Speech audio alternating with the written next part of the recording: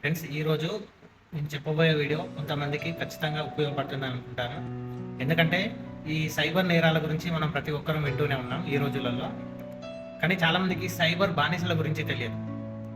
Cyber నేరాలు అంటే ఏం లేదు ఫ్రెండ్స్.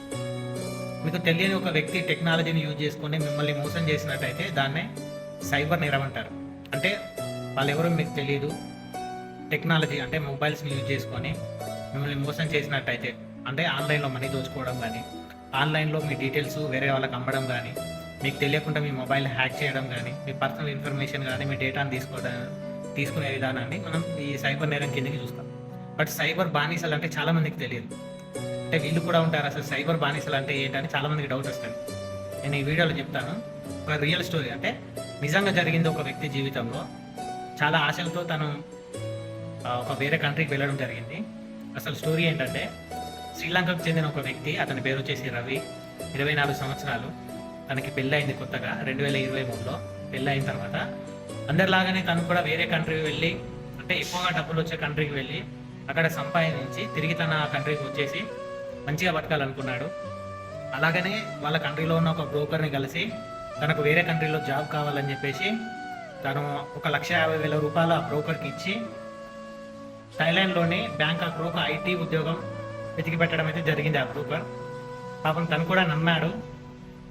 తనకి మంత్లీ సాలరీ ఎంత చెప్పాడు తెలుసా? $12,000, అంటే $3,75,000 ఇంచుమించు. నువ్వు అంతా సంపాదించవచ్చు అక్కడికి వెళ్తే అని చెప్పేసి 1,50,000 తీసుకొని తనకి థాయిలాండ్ వీసా ఇప్పించడం అయితే జరిగింది ఫ్రెండ్స్. అలా థాయిలాండ్కి వెళ్ళిన రవి 2023లో థాయిలాండ్కి వెళ్ళడం అయితే జరిగింది. అలా థాయిలాండ్కి వెళ్ళిన రవి అక్కడ నుంచి ఎయిర్పోర్ట్లో దిగిన కాడ నుంచి తను బ్యాంకాక్లోనే ఒక ఐటీ కంపెనీ దగ్గరికి వెళ్ళాలి. బట్ మార్గం మధ్యలోనే అతన్ని కిడ్నాప్ చేయడం అయితే జరిగింది. అక్కడ నుంచి ఒక నదిలో ఒక షిప్ ద్వారా అతన్ని మయన్మార్ కంట్రీలోకి అయితే అతన్ని తీసుకువెళ్ళడం. మయన్మార్ కంట్రీలోని ఒక అడవి ప్రాంతం, అంటే అక్కడి గవర్నమెంట్ కానీ, అక్కడి పోలీస్ వ్యవస్థ కానీ, ఆర్మీ వ్యవస్థ తక్కువగా ఉండే ప్రాంతం, అంత చెకింగ్ అనేది తక్కువగా ఉండే ప్రాంతంలో వీళ్ళు ఒక సైబర్ హబ్ లాంటిది ఏర్పాటు చేసుకొని, అక్కడ నుంచి ఒక సైబర్ మాఫియా, అక్కడ ఉండేది ఒకటే గ్రూప్. అయితే రవికి అక్కడికి వెళ్ళిన తర్వాత తెలిసింది అసలు ఇది ఒక పెద్ద నెట్వర్క్ అని చెప్పేసి. అలా రవి అక్కడికి వెళ్ళిన తర్వాత అక్కడ దాదాపు రవి కాకుండా ఇప్పటికే అక్కడ ఒక 400 మంది పనిచేస్తున్నారు. వీళ్ళ కింద పనిచేసే ప్రతి ఒక్కరు కూడా ఈయనలాగానే మోసపోయి ఇలా వేరే కంట్రీలో జాబ్ కోసం వచ్చిన వాళ్ళు, ఇలా కిడ్నాప్ అయిన వాళ్ళు, సడన్గా కంట్రీలో కొంతమంది కనిపించకుండా పోతారు కదా, అలాంటి వాళ్ళను కిడ్నాప్ చేసి ఇక్కడికి తీసుకొచ్చి వాళ్ళని పనికి ఒప్పుకోకపోతే వాళ్ళని చిత్రహింసలు పెట్టి ఈ పనిలోకి పెట్టి వాళ్ళని వాడుకుంటున్నారని రవికి అర్థమైంది. రవి కూడా మొదట్లో వెళ్ళినప్పుడు కూడా ఈ మోసాలకు పాల్పడడం నాకు రాదని చెప్పేసి, నేను అలా చేయలేనని చెప్పినప్పుడు రవిని ఒక చీకటి గదిలో బంధించారు. అలా 24 రోజులు తనకు ఓన్లీ వాటర్ మాత్రమే ఇచ్చేవారు. తినడానికి తిండి లేదు. ఆ వాటర్ కూడా సిగరెట్ పీకలు కలిపినవి, ఆ సిగరెట్ డస్ట్ ఏదైతే ఉంటుందో ఆ బూడిద కలిపిన వాటర్ ఇచ్చేవారంట టార్చర్ చేయడానికి. అలాగే 24 రోజులలో తను చూసిన ఇంకో దృశ్యం కూడా చెప్పాడు. ఒక ఫిలిప్పీన్స్ జాతికి చెందిన అమ్మాయిని, అలాగే ఒక బంగ్లాదేశ్ అమ్మాయిని కూడా వాళ్ళు కిడ్నాప్ చేశారని, వాళ్ళు కూడా ఒప్పుకోకపోవడంతో వాళ్ళని తన పక్క రూమ్లోనే దాదాపు 17 మంది రేప్ చేయడం జరిగిందని తను చెప్పడం అయితే జరిగింది ఫ్రెండ్స్. అలా రవికి అర్థమైంది ఏంటంటే, నేను ఎంత రాదు నాకు ఆ పని అని చెప్పినా కూడా వీళ్ళు నన్ను వదిలేయరు, నన్ను ఇక్కడే చంపేస్తారు, లేదా నాతో పని చేయించుకుంటారు తప్ప నన్ను తిరిగి ఇంటికి పంపించారని రవికి అర్థమైంది. దాంతో రవి ఏం చేశాడంటే ఈ పని చేయడానికి ఒప్పుకొని, మొదట్లో తను ఏం చెప్పాడంటే, నాకు ఈ కంప్యూటర్ వ్యవస్థ అనేది రాదని, నేను చదువుకోలేదని చెప్పాడు అక్కడ ఉన్న వాళ్ళకి. అక్కడ ఉన్న వాళ్ళందరూ కూడా ఇంగ్లీష్ మాట్లాడరు, అక్కడ ఉన్న వాళ్ళందరూ చైనా భాషలో మాట్లాడతారు. దానికి కారణం ఏంటంటే, అక్కడ ఉన్న వాళ్ళందరూ చైనా వాళ్ళు కాదు, కొంతమంది మాత్రమే చైనా వాళ్ళు ఉన్నారు ఆ మాఫియాలో. బట్ చైనా ఎందుకు మాట్లాడుతున్నారంటే, ఇంగ్లీష్ అనేది చాలా మందికి అక్కడ వాళ్ళ కింద పనిచేసే బందీలకు అర్థమవుతుంది. వేరే కంట్రీలో చాలా భాషలు కూడా అర్థమవుతాయి. ఈ చైనా భాష అనేది వేరే కంట్రీస్లో తక్కువ వాడతారు కాబట్టి అక్కడున్న ఈ మాఫియా వ్యక్తులు ఎవరైతే ఉన్నారో వాళ్ళు ఈ చైనా భాషను యూజ్ చేసుకొని వాళ్ళ రహస్యాలు మాట్లాడుకునేవారు. ఇట్లా రవి నాకు కంప్యూటర్ గురించి ఏం తెలియదు, నేను పెద్దగా చదువుకోలేదని చెప్పినప్పుడు, ఈ రవి ఏ రెజ్యూమ్ అయితే ఈ థాయిలాండ్లోని ఐటీ కంపెనీకి పంపాడో ఆ రెజ్యూమ్ అనేది వీళ్ళు చూపెట్టి, నువ్వు ఈ రెజ్యూమ్ పంపావు, నీకు కంప్యూటర్ నాలెడ్జ్ ఉందని మాకు తెలుసు అని చెప్పి రవికి చెప్పినప్పుడు అర్థమైంది తను వచ్చింది జాబ్ కోసం కాదు, వీళ్ళ దగ్గర పని చేయడానికే. అంటే అక్కడ నా దగ్గర 1,50,000 తీసుకొని నన్ను పంపిన బ్రోకరే వీళ్ళ దగ్గర డబ్బులు తీసుకొని వీళ్ళకి నన్ను నమ్మేశాడని రవికి అర్థమైంది. అలా రవి దాదాపు 2023లో కిడ్నాప్ అయ్యి దాదాపు ఒక బ్యాచ్ తర్వాత ఒక బ్యాచ్, అంటే ఈ సైబర్ నేరం చేసే వాళ్ళ వ్యక్తులు ఎవరైతే ఉన్నారో వీళ్ళు ఒక ప్రదేశంలో లేరు. Philippines, Philippine country, Thailand country, Myanmar, Bangladesh, China, ఇండియాలో కూడా వీళ్ళకి సంబంధించిన నెట్వర్క్ ఉందని రవికి అర్థమైంది. అలా రవిని 1 ఇయర్లోనే 4 క్యాంపులు మార్చారు వివిధ దేశాలలో. అలా 4వసారి రవి వెళ్ళినప్పుడు ఆ 4వ క్యాంపులో బాస్ ఎవరైతే ఉన్నారో అతన్ని వేడుకోవడం వల్ల అతను ఏం చెప్పాడంటే, నువ్వు నాకు 2 నెలలు నీకు లీవ్ ఇస్తాను, నువ్వు వెళ్ళి మీ అమ్మా నాన్నని నీ భార్యను చూసి తిరిగి రావాలి.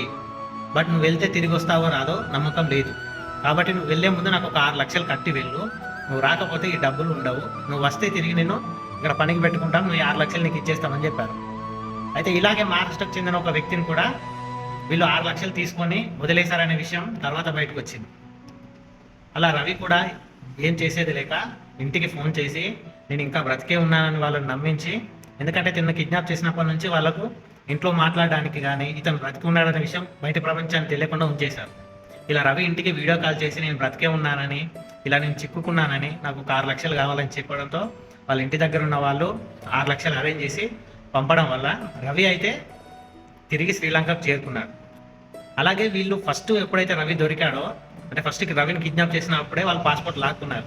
కాబట్టి రవి మయన్మార్, థాయిలాండ్ ఇక్కడ నుంచి శ్రీలంకకు చేరుకోవాలంటే మనకి పాస్పోర్ట్ లేనందువల్ల చాలా దొంగదారుల వల్ల, అంటే ఈ షిప్లలో ప్రయాణిస్తూ రావడం అయితే దానికి ఎక్కువగా ఖర్చు అయిందంట. అలా రవి ఇంటికి చేరుకునేసరికి 18,50,000 అప్పు తన భుజాల పైన పడింది.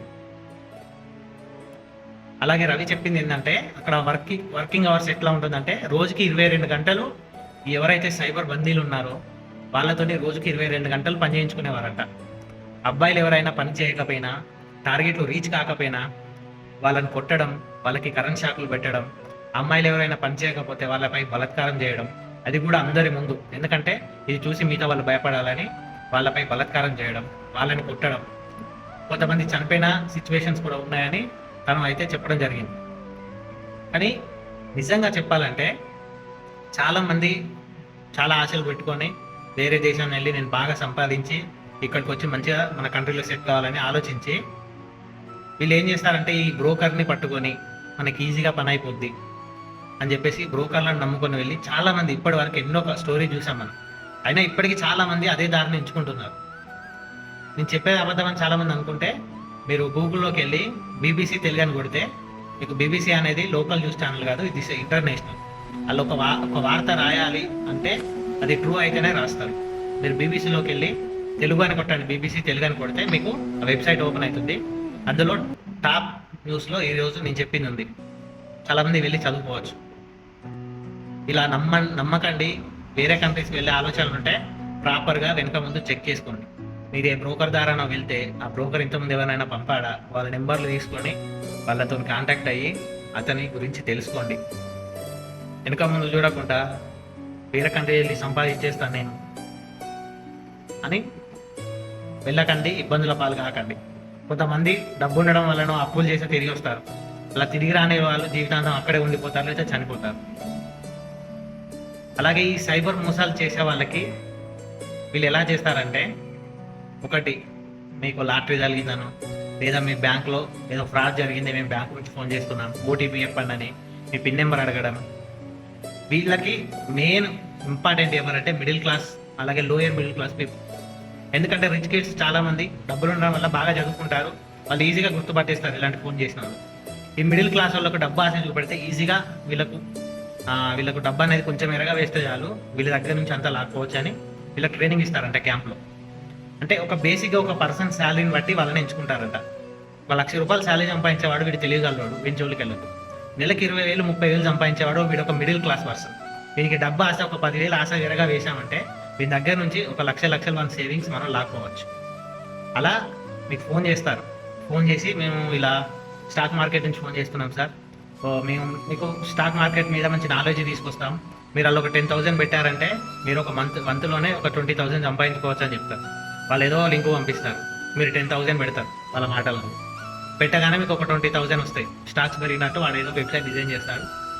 స్టాక్ పెరిగింది అనుకుంటావు, నీకు నాలెడ్జ్ ఉండదు కాబట్టి 20,000 వచ్చింది అనుకుంటావు, నెక్స్ట్ 20,000 పెడతావు, 30,000-40,000 వస్తాయి. అక్కడితో నువ్వు ఆగిపోయినావు అనుకో, నువ్వు గొప్పని తెలియగలనే లాభం.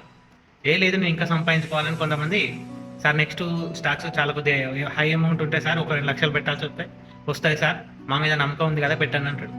అరే 2-3 సార్లు వీళ్ళ మీద నమ్మకం ఉంది, డబ్బు పెట్టాను, నాకు బాగా డబ్బు వచ్చిందని చెప్పి నువ్వు 2 లక్షలు పెడతావు. ఆ తర్వాత ఆ వెబ్సైట్ ఉండదు, వాడికి మెసేజ్ చేసి ఆ వెబ్సైట్ నువ్వు తీరా వెళ్ళి చూస్తే ఆ వెబ్సైట్ ఉండదు, నీకు ఏ ఇన్స్టాగ్రామ్లో చార్జ్ చేసింది ఏదో చేసినా అక్కడ వాడి ఐడి ఉండదు, ఏముండదు. అప్పుడు తెలుసుకుంటా నువ్వు మోసపోయినావని. రెండవది, చాలామంది మోసపోయే వాళ్ళు ఏం చూసుకుంటే 18 నుంచి 30 సంవత్సరాలు. వీళ్ళు 2 విషయాలకు మోసపోతారు. ఒకటి డబ్బు, 2 అమ్మాయిలు. డబ్బు సంపాదించడానికి సులువుగా మార్గాలు వెతుకుంటారు కష్టపడకుండా, ఇక్కడ మోసపోతారు. 2 అమ్మాయిలు. ఒక అమ్మాయి మెసేజ్ చేసిందంటే వెనక ముందు ఆలోచించకుండా పులిహోర కలుపుతూ ఉంటారు. అవి కాకుండా డేటింగ్ యాప్స్ అని, ఫ్రెండ్ యాప్స్ అని, లవ్ నషా అని, ఇవన్నీ రియల్గా మనకు వేరే ఒక పర్సన్తో మాట్లాడుకోవడానికి ఉండే యాప్సే. బట్ నువ్వు కాకుండా వీటిని వాళ్ళు కూడా యూజ్ చేస్తారు వాళ్ళ అవసరాల కోసం. మెసేజ్ వస్తుంది నీకు హాయ్ అని, నువ్వు రిప్లై ఇస్తావు. ఒక వారం రోజులు చాటింగ్ నడుస్తుంది, వారం రోజుల తర్వాత వీడియో కాల్ అంటుంది. వీడియో కాల్ పోయి 100 కాల్ అవుతుంది. ఆ 100 కాల్లో నేను నీ ఫేస్ మొత్తం రికార్డ్ చేసుకుంటుంది, తర్వాత బ్లాక్మెయిల్ చేస్తాను. కాబట్టి జాగ్రత్తగా ఉండండి. మినిమం కామన్ సెన్స్ వాడండి. సరే, మినిమం కొంచెం తెలివి వాడండి. మీ ఫోన్ నెంబర్ కానీ మీ ఈమెయిల్ ఐడి కానీ అడ్డమైన వెబ్సైట్లో పెట్టకండి. వాడు ఎవడో ఫోన్ చేస్తాడు, మన ఫ్రెండ్స్ ఫోన్ చేస్తారు మనకు, మామ కొత్త ఒక యాప్ వచ్చింది, ఇది మనం లాగిన్ అయిన వెంటనే మనకు ఒక 200 రూపీస్ వస్తాయి మామ, నువ్వు ఇంకా షేర్ చేయగానే నీకు ఒక 5 మందికి షేర్ చేస్తే నీకు 1000 రూపాయలు వస్తాయి అంటాడు. నువ్వు నీ ఈమెయిల్ అడ్రస్ కొడతావు, లాగిన్ అవుతావు, 200 వస్తాయి. నీ ఫ్రెండ్స్ షేర్ చేస్తావు, వాళ్ళు లాగిన్ అవుతారు నీ ఐడి మీద, ఏదో నీ రిఫరెన్స్ ఐడి మీద లాగిన్ అవుతారు, వాళ్ళకి 200 వస్తాయి. వాళ్ళు 5 లాగిన్ చేసి నీకు 1000 రూపాయలు వస్తాయి. ఇప్పుడు నీ ఒక్కని వల్ల నీకు వచ్చింది 200, కానీ నీ ఈమెయిల్ వల్ల వాడి దగ్గరికి పూర్తి డేటా పోతుంది. నీది, నీ కాంటాక్ట్స్ దగ్గర నుంచి నీ మొబైల్ మొత్తం హ్యాక్ చేస్తాడు వాడు ఈమెయిల్తో. నువ్వు షేర్ చేసిన నీ 5 ఫ్రెండ్స్ డేటా కూడా పోతుంది. వాడు 200 నీకు ఎందుకు ఇస్తాడు? నువ్వు ఏ పని చేసినా ఇస్తాడు. వీడు ప్రపంచం మొత్తంలో ఇలా 200 ఎందుకు వస్తాయి? నువ్వు షేర్ చేసిన ప్రతి ఒక్కరు 200 వాడు ఎక్కడి నుంచి తీసిస్తాడు? వాడు అంత డబ్బున్న వ్యక్తి అయితే ఇలాంటి యాప్లు తయారు చేసుకొని డబ్బులు ఫ్రీగా పంచుతాడా? ఫోన్ చేసి మామ కొత్తగా ఏదో యాప్ వచ్చిందంట, ఇంకో లింక్ ఓపెన్ చేస్తే 200 వస్తుందంట మామ, నువ్వు నా ఐడి మీద చేసుకో, తర్వాత నువ్వు మళ్ళీ నీకు ఐడి రాగానే నువ్వు ఇంకొక 5 మందికి షేర్ చేయి, వాళ్ళకి 200 వస్తుంది, నీకు 1000 రూపీస్ వస్తాయి. 5 ఎందుకు వస్తాయిరా? నీ డేటా అంత దుబ్బుతారా? ఇలాంటివి మోసపోకండి.